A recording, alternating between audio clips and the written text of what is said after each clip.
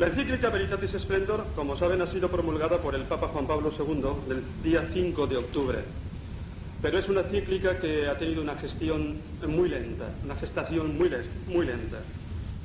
El Papa ya habló de ella en el año 1987 y anteriormente se había indicado que por parte del cardenal Ratzinger, como me ha recordado uno de los profesores de aquí, que el cardenal Ratzinger estaba preocupado por el positivismo liberal que existía en el campo de la moral, en el campo de la filosofía, etc., y que habría que abordarlo con algún documento de la Congregación de la Fe. Después, efectivamente, se habló de que iba a ser una encíclica la que abordase este tema, y como digo, ha tenido una gestación lenta, trabajosa, porque han participado muchos teólogos de la Iglesia Católica, muchos expertos. Y por otra parte se ha retrasado también un poco porque el Papa quería que primero fuese publicado el Catecismo de la Iglesia Católica, que aborda también el problema de la moral de una forma positiva, tanto la moral fundamental como la moral particular de cada uno de los mandamientos, y que después viniese la encíclica como complemento mismo del Catecismo.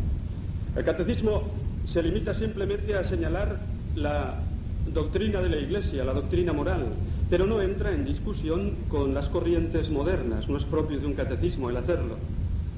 Y por ello se necesitaba una encíclica que abordase toda esta temática. Y esta temática estaba urgida por dos razones fundamentales. En primer lugar, porque en el seno mismo de la teología católica había desde el posconcilio una serie de corrientes que trataban de fundamentar la moral de una manera subjetivista, en la intención del sujeto, en la actitud del sujeto, en la opción fundamental, hablaremos de esto en concreto. Se iba perdiendo cada vez más la fundamentación objetiva de la moral. Se iba perdiendo cada vez más la conciencia de que hay actos que por sí mismos son intrínsecamente buenos o intrínsecamente malos. Un subjetivismo que se iba propagando ya en los manuales incluso de teología dentro de la Iglesia Católica, un subjetivismo que había llegado a los seminarios y que realmente preocupaba. Por otro lado, indudablemente estamos dentro de una cultura que, carente de metafísica, carente de fundamentación racional, tiene cada vez más como dogmas fundamentales la libertad del hombre, una libertad concebida en términos absolutos, una libertad fin de sí misma, y la conciencia, la pura conciencia de cada uno, también entendida en estilo, digamos, en sentido subjetivista. Por eso se hacía necesario salir al paso de todas estas corrientes, abordar un tema verdaderamente difícil, qué duda cabe. Quizás en el posconcilio no había habido un tema tan vidrioso, tan difícil como el de la fundamentación de la moral. Era particularmente en este campo donde se sentía una mayor desazón, una mayor inquietud, una mayor zozobra. Qué duda cabe, porque, digámoslo así, en el terreno de la dogmática, las intervenciones del magisterio a lo largo de la historia han sido mucho más abundantes que en el terreno de la moral. Y podríamos decir incluso que en el campo de la moral fundamental el magisterio de la Iglesia prácticamente no había intervenido nunca, podríamos decirlo así. Entonces había una sensación de zozobra, una sensación de que todo esto estaba sin cimiento alguno y que podría conducirnos, como de hecho ocurría, a un subjetivismo claro. Bien, la encíclica tiene tres partes, como saben. Una primera parte que es una meditación sobre el pasaje del joven rico, el capítulo 19 de San Mateo. Y yo diría que, me atrevo a decirlo, quizá me pueda equivocar, que esta es la parte más personal del Papa. Si uno está acostumbrado a seguirle al Papa en sus discursos, en sus encíclicas, inmediatamente descubre aquí el estilo personal del Papa. Es un estilo, digamos, que se desarrolla en fórmula de círculos concéntricos, dando vuelta a una idea o a un pasaje bíblico. Parece que ya lo ha abandonado, vuelve otra vez de nuevo, va profundizando, digámoslo así, de una forma fenomenológica. Hay algunos que lo atribuyen a su carácter y formación polacos, hay otros que solo atribuyen a su formación fenomenológica en el campo de la filosofía.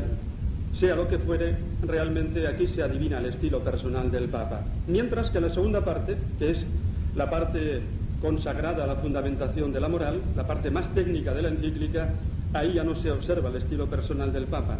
Se ve que indudablemente es aquí, en esta parte, donde han intervenido mayormente los peritos moralistas que el Papa ha consultado. Como digo, la primera parte es una meditación sobre el pasaje del joven rico. Y podríamos sintetizarla en los siguientes puntos, en 4 puntos fundamentales. Viene a decir en ella que el Papa que la cuestión de la moral es una pregunta sobre el sentido de la vida. Se refiere al bien moral, se refiere también a la vida eterna. La moral no es, digamos, una parcela accidental o periférica de nuestra vida.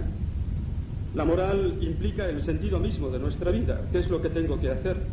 ¿Cómo me tengo que comportar? De cara ciertamente a la salvación y de cara a la vida eterna.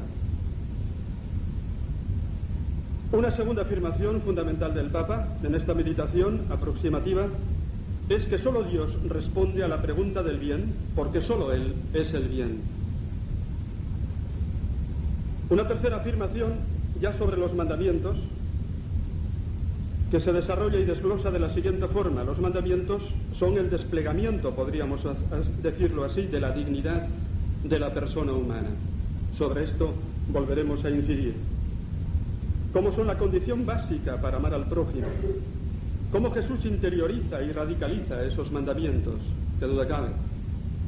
El decálogo en el Nuevo Testamento queda interiorizado y universalizado y profundizado y radicalizado en el espíritu mismo de las bienaventuranzas. La moral cristiana ya no simplemente es la moral del decálogo de los 10 mandamientos, sino que es una perspectiva nueva, es vivir la vida tal como Dios la vive, y nuestra vida moral en el fondo es una participación en la misma vida de Dios, con el espíritu de las bienaventuranzas, que afinan, radicalizan, profundizan el sentido del decálogo en una perspectiva absolutamente nueva. Cuarta afirmación sobre la ley, cómo realmente la ley, los mandamientos, le hacen ver al hombre su propia impotencia, en cuanto que el hombre está dañado por el pecado original y no tiene una capacidad íntegra para cumplir todos los mandamientos, ni siquiera la ética natural en su conjunto. Sí que puede cumplir muchos de ellos, pero no todos en su conjunto. Y entonces la ley, esa afirmación de San Pablo en la carta a los Romanos, le hace al hombre consciente de su impotencia. Romanos capítulo 7, ¿de qué me sirve a mí la ley si me dice lo que tengo que hacer, pero no me da la fuerza para cumplirla, para ejecutarla? Entonces la ley me lleva a la exasperación, me lleva al hundimiento, porque habita en mí una amartía, un pecado misterioso del que habla San Pablo, que me incapacita para cumplir toda la exigencia de verdad que se encierra en los mandamientos. Entonces, indudablemente, es la gracia de Cristo la que le ha dado al hombre la capacidad de cumplir íntegramente los mandamientos, la capacidad de seguir la verdad. Estas serían las afirmaciones fundamentales que el Papa hace en esa meditación sobre el pasaje del joven rico, capítulo 19 de San Mateo.